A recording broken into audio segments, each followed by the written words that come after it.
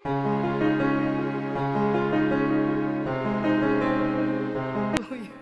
lang. Happy birthday to you.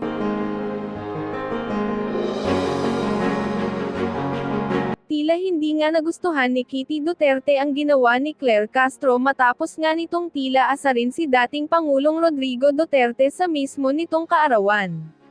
Sa isang press conference nga napansin ng ilang netizens na tila pang-asar ang ginawang pagkanta ng happy birthday ni Castro bilang pagbati sa dating presidente. Narito panoorin ang video. Hi Yusek, good morning po. Yusek, balikan ko lang po yung sa APIS. Nabanggit niyo po kanina na sumali na po yung Cebu Pacific dun sa pilot testing. May mga karagdagang airlines pa po ba na inaasahang sasali po dito sa pilot testing? At kailan po makukumpleto yung pag-integrate ng lahat po ng airlines? Sa ngayon po, tama po na ang Cebu Pacific po ay nag-i-implement na po ito. At sa susunod po ay ang PAL naman na po ang mag-i-implement din po ito. Kapag ka po naging smooth na po ang lahat, once everything is smooth, lahat na po ng airlines ay imamandatory na po na magsagawa na rin po ng APIS. Next question. Christian Yusores, Radyo 630. Hi ma'am, good morning. The DICT said recently po na mas maraming cyber attack pa yung inaasahan nila habang papalapit ang halalan. And one of the main factors ay yung paggamit daw po ng mga troll farms pa rin. In relation to this ma'am, may ibinili na po bang direktiba o kautusan si Pangulong Marcos kay newly appointed Secretary Henry Aguda ng DICT? Actually, sabi nga po natin, yung cyber attacks po talaga ay nakikita na po. Merong epekto na po sa bansa. Kaya unang-una po, ang direktiba po ng Pangulo sa bagong appointed na DICT Secretary ay unang-una po, ang programa po ng administrasyon patungkol po sa digitalization, pati po yung internet connectivity across the country, and of course, cybersecurity ang kailangan natin pagtuunan, lalo-lalo po sa ngayong panahon na mayroong pangangampanya at campaign period. Meron po bang magiging coordination din po ang PCO sa DICT sa inyo po mga initiatives and plano po against fake news bilang sa social media po mas lalong kumakalat yung mga maling impormasyon? Opo, hindi lamang po ang PCO, lahat po ng ahensya na may concern po patungkol sa mga paglaganap ng fake news, lahat po tayo ay magtutulong-tulungan para po masawata, matigil ang fake news na ito. Ann Soberano, Bomba Radyo. Yusek, good morning. How does the palace view or anong reaksyon ng palasyo sa naging pahayag ni US Defense Secretary Pete Hegseth that the US has great interest in expanding more military-to-military cooperation between the Philippines and the United States, and pointing out deterrence is necessary, especially the Philippines considering the threats from the Chinese? Opo, magandang balita po yan para sa ating bansa. Katunayan nga po ay nagkaroon po ng reaffirmation ng US Ironclad, no? Commitment to uphold our mutual defense treaty. Pero ang mga detalye po niyan ay magkakaroon po mamaya ng presscon ang DND po. Mamaya lamang po. So doon po natin tanungin lahat ang mga katanungan at mga detalye na napag-usapan ni US Secretary of Defense Pete Hegseth at ang Pangulo. So with this, ma'am, with the statement of Secretary Hegseth, ibig sabihin po ba na mas bubuhos pa ang tulong ng Amerika sa Pilipinas sa ilalim ng Trump administration?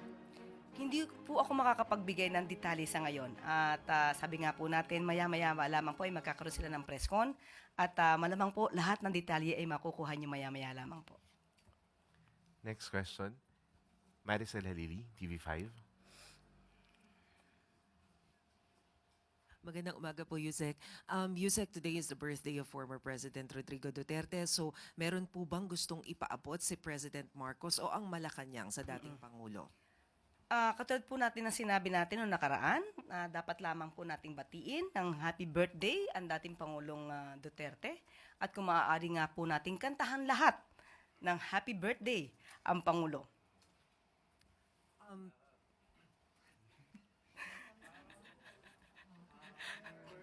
Day to you. Maiksi lang. Happy birthday to you. And of course, we wish more years to come. We also wish good health, good fortune. Kailangan po niya yan. And of course, ma'am, ngayon habang sineselebrate yung birthday ni FPRRD, we're also expecting different activities, both from pro and anti-Duterte. And obviously, this is very divisive. So, what's your assessment on this? Do you see this as a failure on the part of government, not just on the part of administration, but on the part of VP Sara as well, considering that the brand of unity has always been the campaign of PBBM since day one? Actually, I believe it's only the pro-Duterte groups that have the activities to be conducted today. But with regard to the administration, we do not have any activity to celebrate the birthday. Po kasi ma'am sa Netherlands na mga victims na maggagawa rin. Well, anyway, hindi po natin kasi ito hindi natin mapipigilan kung ano mang gusto na gawing activity ng mga di umano mga biktima o yung mga nakikisimpatya sa mga naging biktima. Tama naman po, siguro dapat malaman din po ng buong mundo na hindi lamang po ang interes ng dating Pangulong Duterte ang madinig, pati po yung interes ng mga nabiktima ang dapat madinig ng buong mundo. Hindi po natin masasabing divisive ito dahil sila yung nagsasabi lang ng kanilang mga hinaing, ng kanilang mga sentiments, ng kanilang mga opinion, at it's just a freedom of expression. So, hindi po natin ituturing ito na divisive. Next question. Follow-up question from Eden Santos, Net25. Good morning po, Yusek. So since hindi nyo tinuturing na divisive yung papakita po ng simpatsya o kaya yung pagpapakita ng kawalan ng simpatsya ng magkabilang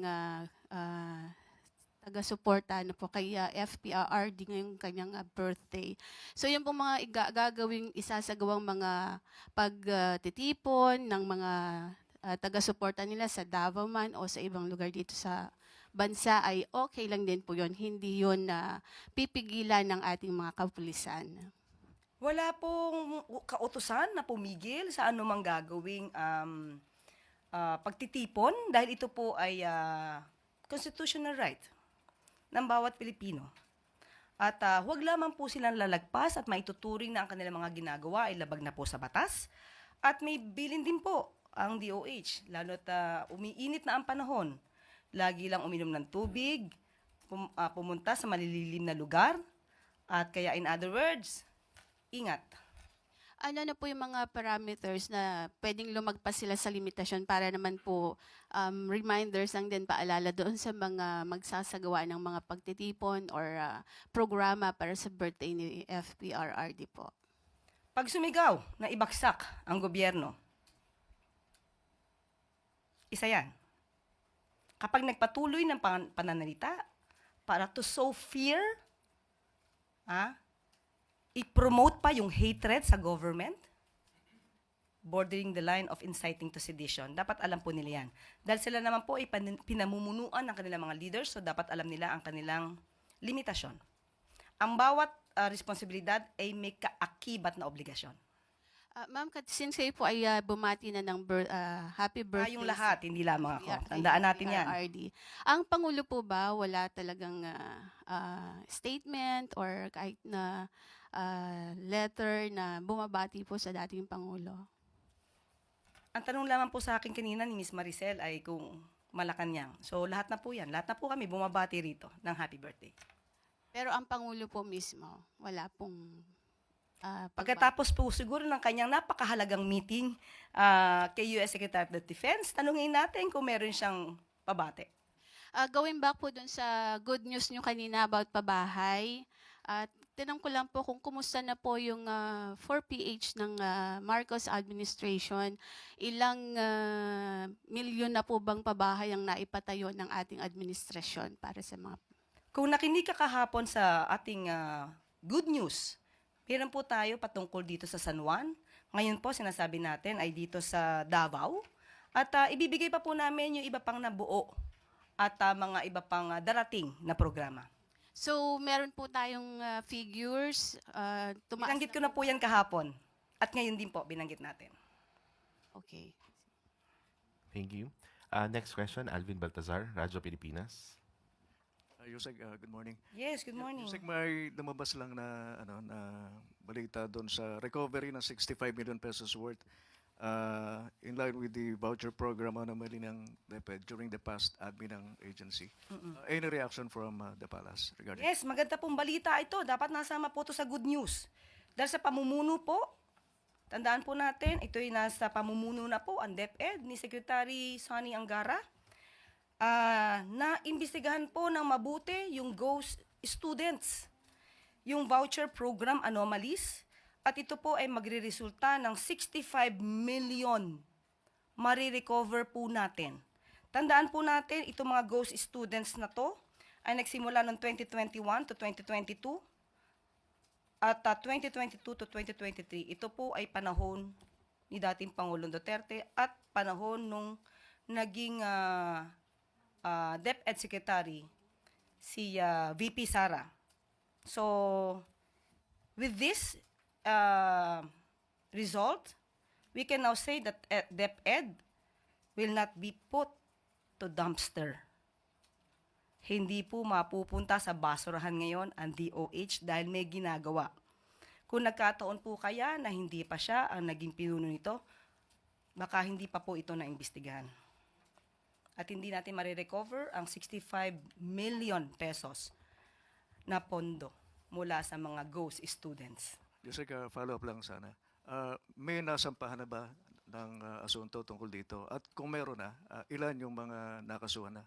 Sa ngayon po, ang nasa balita po natin at sinabi po ni Secretary Angara ay nagbigay lamang po sila ng ultimatum, nagbigay ng demand letter para po dito sa mga schools na involve patungkol sa ghost students. At yun nga po ay base po sa kanilang investigasyon, makaka-recover po tayo. Pero yung patungkol po sa mga criminal actions, tatanungin po muli natin kung ano po ang balak na ni DepEd Secretary Angara patungkol dyan.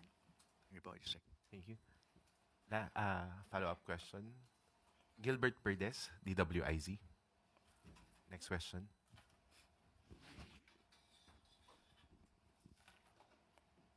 Magandang umaga po, Yusek.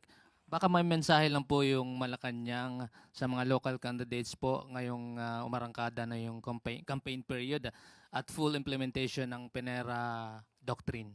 Alam naman natin, itong doctrine ito, sinasabi na walang premature campaigning until dumating yung campaign period.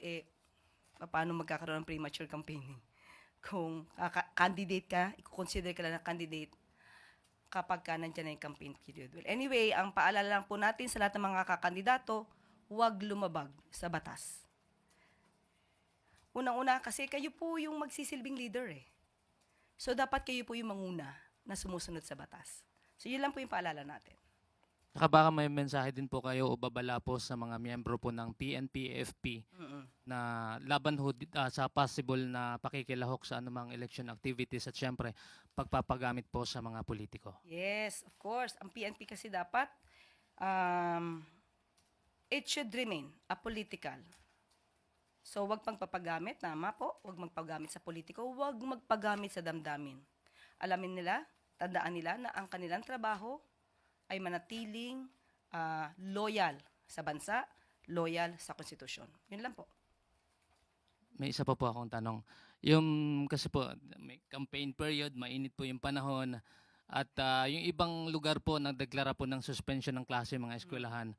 At yun nga, ina-encourage pa rin po ba ng Malacanang yung house-to-house campaign dahil sobrang init po ng panahon at possible na kumalat yung iba't ibang sakit ngayong panahon po ng summer. Nako, sa panahon po ngayon, hindi natin mapipigilan kung ano po ang balak ng mga kandidato, kung paano sila mangangampanya. Siguro naman po, alam na nila kung paano ba alagaan ang sarili nila at alagaan na rin yung mga constituents sila. So, ipapaubaya po natin sa kanila ang decision na yan. But muli, pinapaalala ng DOH na mag-ingat, uminom palagi, pumunta sa malililim na lugar, at ingat. Thank you po. We have Leth Narciso, DZRH. Yusek, sa mga nakaraang summit po ng Partido Federal ng Pilipinas, tiniyak ni Pangulong Marcos ang tulong na gagawin ng lahat ng kanilang partido ang magagawa para maipanalo yung kanilang mga kandidato. So ngayon nag-start na po ang kampanya sa lokal na posisyon. Ano po kayang tulong ang ibinigay o ibibigay pa ng partido ng Pangulo sa kanilang mga kapartido? Sa ganyan po kasi, ang makakapagbigay lang po ng detalye ay ang campaign manager nila na si Congressman Toby Tiangco. So, ipapaubaya ko na lang sa kanya yung ganyang katanungan. I think we don't have questions anymore. Yusek? At dito na po nagtatapos ang ating briefing. Maraming salamat, Malacanang Press Corps. Magandang tanghali para sa bagong Pilipinas. Araw sa mga magagandang balita. Ito po ang mga nagagawa natin sa OWA, ang Overseas Workers Welfare Administration, of course with the DMW. And gusto lang namin pong ilahad sa inyo na ito po ang kadalasang binibilin. Nung huli kami nakita ni Presidente sa Pampanga, yan lang ang binulong niya sa akin. Arnel, tuloy-tuloy mo lang na pangangalaga sa ating OFW at araw-araw po yan ang ginagawa natin. Doon po sa ilan niyo pong natunghayan ng mga proyekto natin, katulad niyang Migrants Brew that started with the first Migrants Brew coffee shop sa central office. Nung simula yan, parang hindi nila maintindihan bakit kami nagtatayo ng coffee shop. Ito kasi, nagsimula ito sa aming mga trips abroad and nakikita ko yung mga OFWs natin. Minsan sinisilip-silip lang kami pagka nagkakape. At amoy na lang ng kape yung kanilang nilalanghap para ba masiyahan. So, we started with the first Migrants Brew coffee shop and now, all over our 17 offices sa kabuuan ng OWA, meron na po niya. Yan ang sumasalubong. So bago pa kayo magdiskusyon ng kanilang mga problema at hinaing, magkakape muna sila. And napakalaki po ng nagawa nito sa kanilang pakiramdam. Tuwing sinasabi natin mahal natin ang OFW, kadalasan tayong inaalok natin kagad, nagkape ka na ba? Kumain ka na ba? So ito ang bungad tuwing ang OFW ay pumupunta sa opisina. I really hope that you can also visit the old OWA office dyan sa FB Harrison, corner Buendia. Bagamat luma yung building, pinaganda natin ang pinaganda, para nga maramdaman ng ating mga OFWs that meron silang lugar dito na matatawag nilang kanila. Nakita nyo rin ay meron tayong ayos truck. Kung napansin niyo yung ayos truck na yan, that is again, sa pangangalaga naman ng OFWs as instructed by the President Bongbong Marcos, na lagyan natin ng komprehensibong pangangalaga. Dahil merong mga bagyo, lindol, ang mga OFWs natin nag-aalala kung paano nila makukontak yung kanilang pamilya. Ito pong ayos truck na to ay equipped with Wi-Fi. It has a kitchen, shower, generator, lights. Ito ho ang nauunang pumunta sa lugar kung saan merong trahedya. So we can provide them with the Wi-Fi, internet connection so they can get in touch with their OFWs na kamag-anak sa ibang bansa. Nakita nyo rin na yung ating dalawang lounges sa Terminal 1 and Terminal 3, which has been operating 24 hours, and as of now, we breached a 600,000 na numero ng mga OFWs na napagsilbihan dyan. Ang maganda lang balita, talagang naubos na yung mga matitinding kanilang hinaing dahil ngayon meron na silang mapupuntahan. At I really hope that you can see their reaction each time they come in dito sa mga lounges na matatawag nilang kanila. Maririnig mo sila, punta muna tayo dun sa lounge natin. Napakasarap ng pakiramdam. At kung gusto nyo ng good news, ito hong emosyon na nararanasan namin araw-araw by serving the OFWs, napakasarap sa pakiramdam. Yung ding Seafarers Hub, for the first time, ang ating mga seafarers nagkaroon ng tambayan. For so many years, kumakanta pa ako sa library way back 86. Hindi ko mapigil, sorry ha. Nakikita na natin ito mga seafarers sa katambay dyan sa Calao.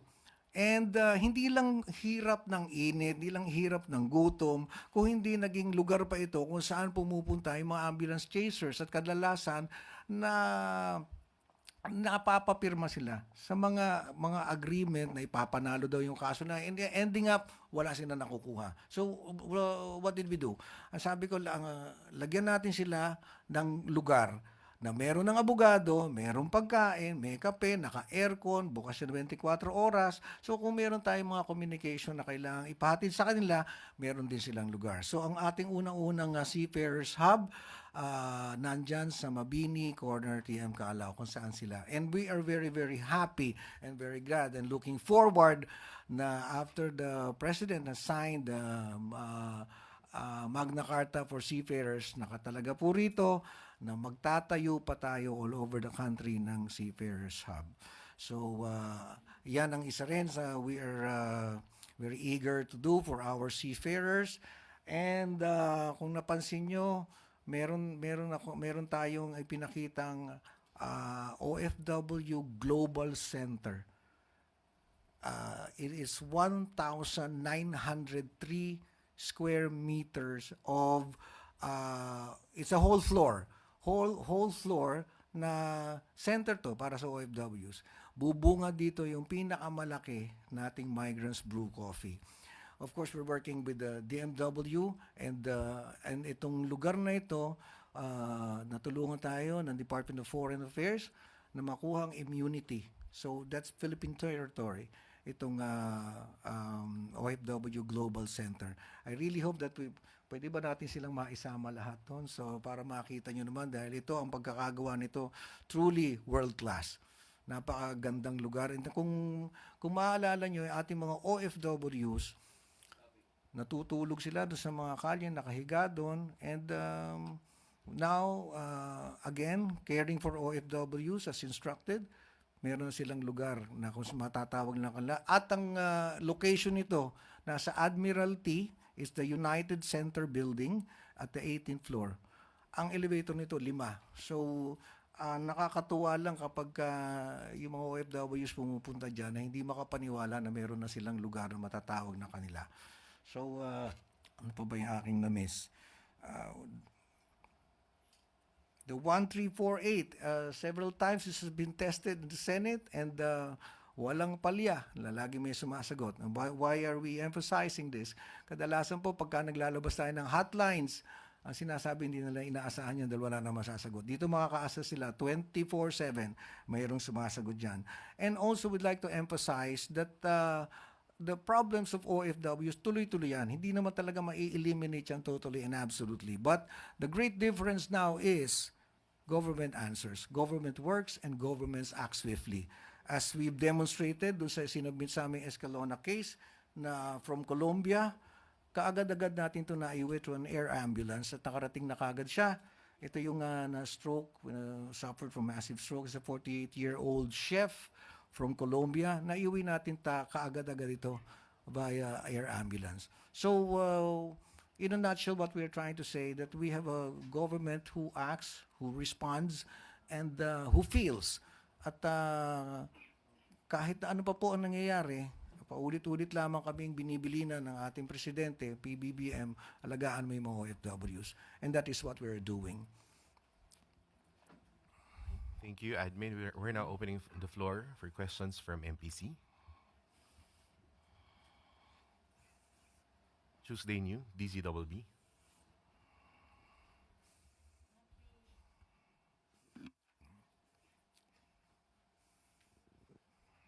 Good morning, Admin. Hindi ko maganda yung mga accomplishments ng OWA natin so far, pero Good morning. itong latest na mga nangyayari sa bansa, sir, lalo na yung banta ng ilang grupo ng OFWs para sa zero remittance. So far sa inyong mga monitoring sa ating mga OFW, Admin, ano mo yung pinakamalakas na pulso ng mga nakakausap nyo na mga OFW regarding this issue? Actually, alam nyo, pag kami naman nakakausap, katulad kagabi, kasama ko yung 206 na mga inuwi natin sa trafficking, hindi naman ito nababanggit. At kung sakasakali man, nababanggitin nila, sasabihin lang natin kung ano yung sa tingin nyo na makakabuti sa inyo, pag-isipan nyo mabuti. But we really do not engage in sa ganitong usapin since hindi naman nila binabanggit. So far, ay kagagaling ko rin lang na Singapore and then flew to Thailand and then kagabi kasama ko sila, wala namang nagbabanggit sa amin. Follow-up lang, sir. Mayroon ba kayong initiative on the part of the OFW na magsagawa halimbawa ng parang meeting with the OFWs para bigyan sila ng advice regarding this matter? Again, hindi siyempre yung OWA mag-encourage or even open the topic. Ang pagka kasi una nila ako nakikita, parang hindi yan na talaga nila naaalala. Kung minsan nga kahit walang problema, pagka maglalakad ako, ang iisipin lang, kailangan may iwi, kailangan may scholarship. So we have confined our interaction with the OFWs, with the immediate needs nila. Doon pa rin naman Tuesday, doon pa rin sila umiikot sa mga pangangailangan nila na kadalasan nilang nilalapit sa amin. So kung mayroong gustong umuwi, at kadalasan kasi ang topic namin becomes really very light dahil nauuwi ito sa sa tawanan. Alam niyo naman ilang taon na rin ako dito, kaibigan na ang trato ko diyan sa mga OFWs natin. Next question. Alvin Baltazar, Radyo Pilipinas. Hi Alvin. Hi, admin. Good morning. Admin, kamusta yung mga kababayan natin doon sa Lebanon? Lebanon. Sa Lebanon. Ilan pa ba yung mga hindi pa na-repatriate? Okay, ganito ito lang kasi I really hope that you can help us out here. Ang pagre-repatriate, hindi naman yan nangyayari each time lang na meron kayong mababalitaan. It's a daily thing na ginagawa ng OWA at ng DMW. Laging meron tayong naiuwi, patatlo-tatlo, 20, hindi yan tumitigil. So if there are calls for repatriation, all they need to do is to get in touch with the DMW, OWA, or the DFA, and immediately, napo-provide natin yan kaagad.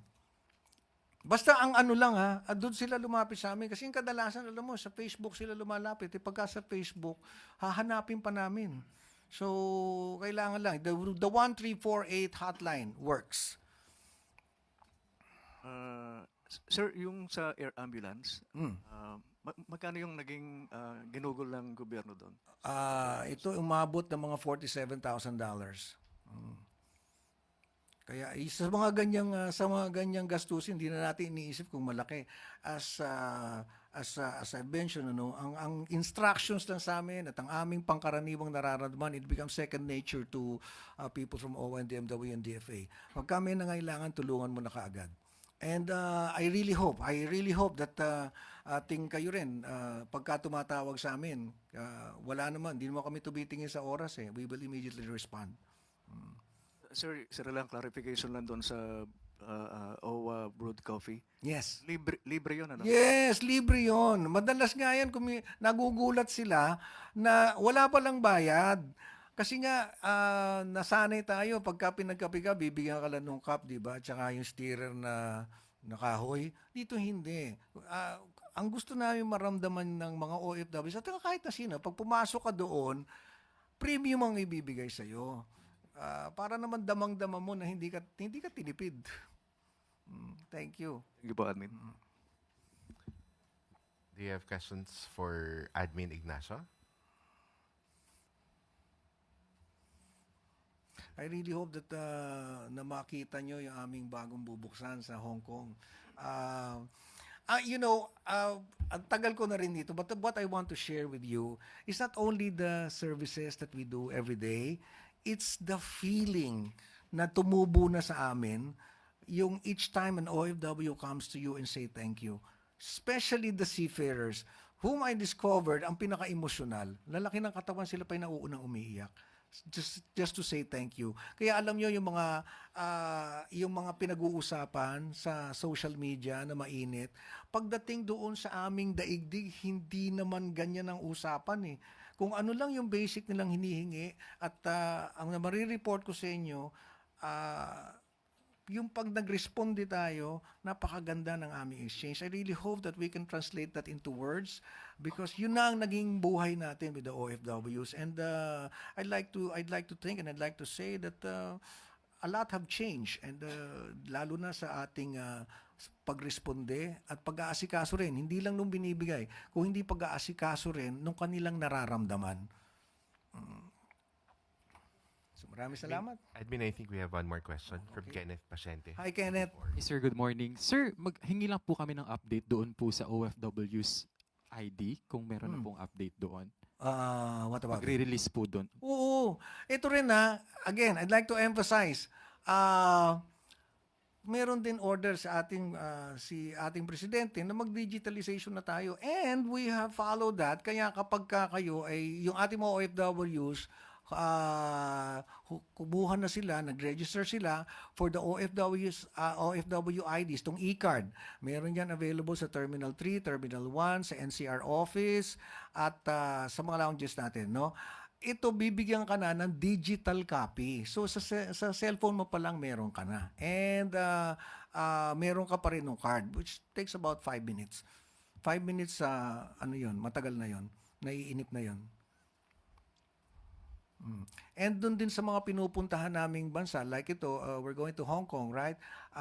Dadali namin yung machine para yung di mga taga Hong Kong, mabigyan natin ng mga e-cards. And same thing happened when we were in Taiwan. Kung pwede lang namin kayong sinasama. And also in Japan, kasi yung saya, yun ang gusto kong maramdaman nyo at ma-experience which is the prime reason why kung tinatanong nyo, hindi kami napapagod. Thank you. I hope I brought you some good vibes for today. Salamat.